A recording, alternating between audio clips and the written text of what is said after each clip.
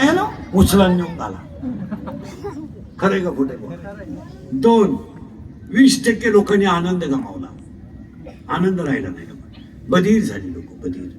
नुसते बसायच्यात असे, नुसतं बोट चाळायचे. आणि 3, हसू गेलं. माझ्या माहितीनुसार 6 महिन्यातून तुम्ही आज हसले. एक वाक्य तुम्हाला सांगून टाकतो.